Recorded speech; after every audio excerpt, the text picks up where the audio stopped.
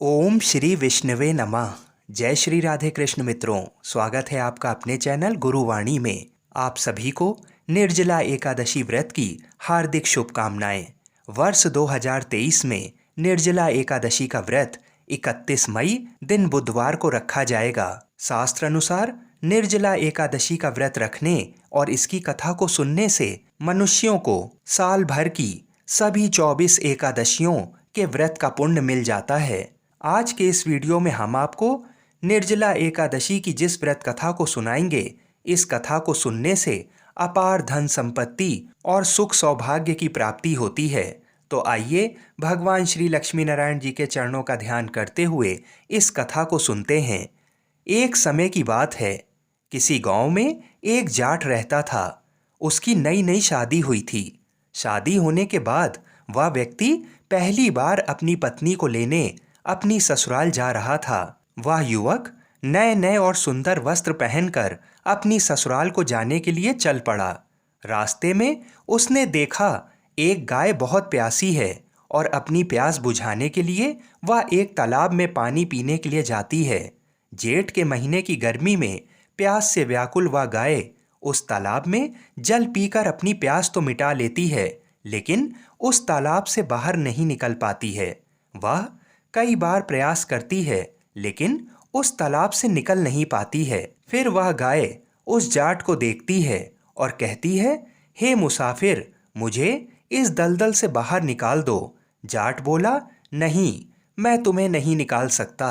तुम्हें निकालने से मेरे नए नए और सुंदर वस्त्र खराब हो जाएंगे। मैं अपनी पत्नी को लेने पहली बार अपनी ससुराल जा रहा हूँ। तब गाय बोली कि हे मूर्ख, आज निर्जला एकादशी है और आज के दिन अगर तुम मुझे इस तालाब से निकालोगे तो तुम्हें पुण्य की प्राप्ति होगी।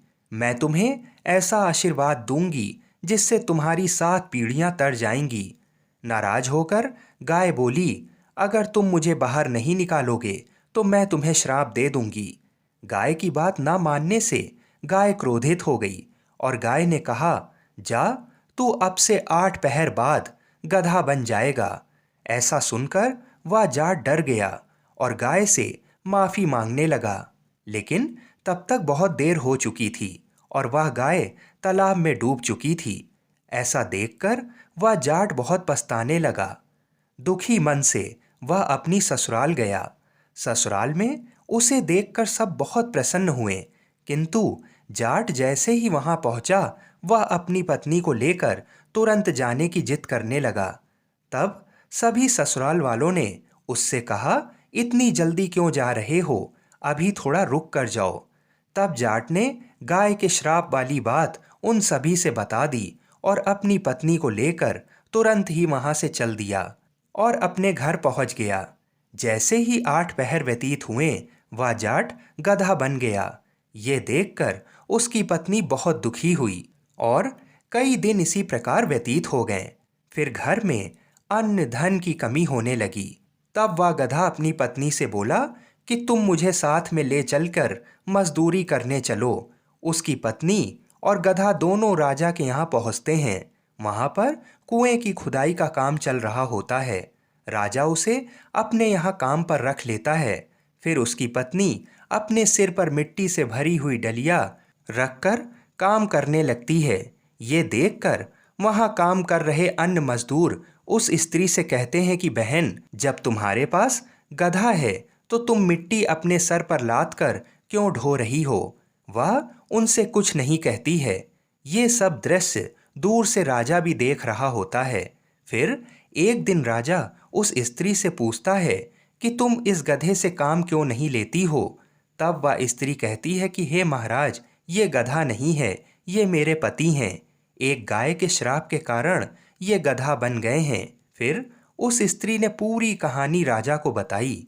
तब राजा ने उस स्त्री की मदद करने की सोची और अपने राज्य के विद्वान ब्राह्मण को बुलाकर इसका उपाय पूछा। तब उन ब्राह्मण ने राजा से कहा कि महाराज, इसका एक ही उपाय है। अगर कोई मनुष्य अपने जीवन काल में 101 एकादशियों का व्रत रख चुका हो और वह अपने इस पुण्य का फल अगर इस गधे को दे दे तो वह फिर से मनुष्य बन जाएगा। इसके बाद राजा ने अपने सिपाहियों के द्वारा पूरे नगर में ये खबर पहुंचा दी कि जिस किसी ने भी 101 एकादशियों का व्रत रखा हो और अगर वह अपना पुण्य देने को तैयार हो तो वह उस व्यक्ति को अपना आधा राज्य दान कर देंगे। किंतु ऐसा ऐलान करने के बाद भी पूरे राज्य में कोई ऐसा व्यक्ति नहीं मिला। किसी ने 11 तो किसी ने 21 एकादशियों का ही व्रत कर रखा था। यह सुनकर राजा बड़ा चिंतित हुआ। उतनी ही देर में वहां पर एक बूढ़ी स्त्री आती है और वह राजा से कहती है कि महाराज, मैंने पूरी 101 एकादशियों का व्रत कर रखा है।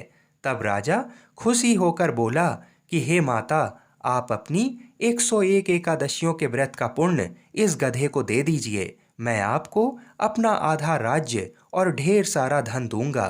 तब वह बूढ़ी स्त्री कहती है कि मैं इस उम्र में राज्य और धन को लेकर क्या करूंगी।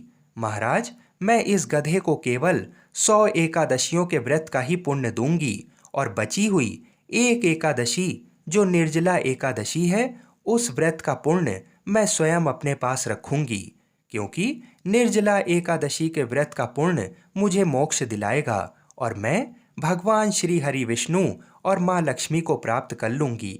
ऐसा कहकर उस बूढ़ी स्त्री ने 100 एकादशियों के व्रत का फल उस गधे को दे दिया और उस फल के प्रभाव से वह गधा फिर से मनुष्य बन गया। किंतु एक एकादशी का पुण्य न मिलने से उसका पूरा शरीर तो मनुष्य का बन गया, किंतु उसके शरीर से गधे की पूंछ ना हट पाई। बोलिए श्री लक्ष्मी नारायण भगवान की जय। मित्रों, अगर आपको ये वीडियो पसंद आई हो और आप भी अगर भगवान श्री राधा कृष्ण जी के भक्त हैं तो इस चैनल को सब्सक्राइब अवश्य करें और कमेंट में जय श्री राधे कृष्ण लिखें। आप सभी को निर्जला एकादशी व्रत की हार्दिक शुभकामनाएं। जय श्री राधे कृष्ण।